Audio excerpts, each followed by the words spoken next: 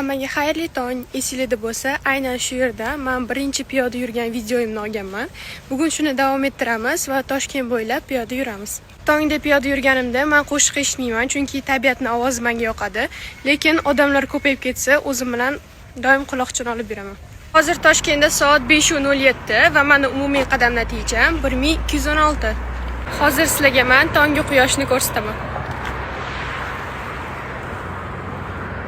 Nonushta qilmasdan ko'p piyoda yurib bo'lmaydi. Shuning uchun do'kondan birinchi marta klub sendvich sotib oldim. Hozir nonushta qilib yo'lni davom ettiramiz. Soat 5:56 va meni umumiy qadam natijam 5124. Hozirda umumiy qadam natijam 6220. Menga omad tilaylar, chunki shu yozning oxirigacha men haydovchilik guvohnomasini olishga harakat qilaman. Men hozir ikkinchi ko'prikdan o'taman va umumiy qadam natijam 8113. Hozir soat 7:04 va meni umumiy qadam natijam 9386. Bolaligimda bu yo'ldan ko'p o'tardim, lekin hech qachon ichkariga kirib ko'rmagan ekanman. Bu yerda o'rmonga o'xshagan joy bor ekan.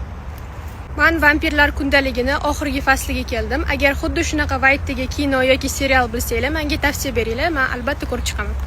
Men bitta narsani aniq bilaman, kelajakda qancha dunyo kesishidan qat'iy nazar, baribir ona vatanim O'zbekistonda ko'proq yashashni istayman. Men Toshkent vokzaliga yaqinlashib qoldim. Hozirda umumiy qadam natijam 13049. Men Shimoliy vokzalga yetib keldim. Hozirda umumiy qadam natijam 14176. Belgilangan manzilga yetib keldim. 11 kilometr va 15300 qadam bosib o'tdim. Sizlar bilan ertaga ko'rishamiz. Kuningiz yaxshi o'tsin. Hammaga xayr.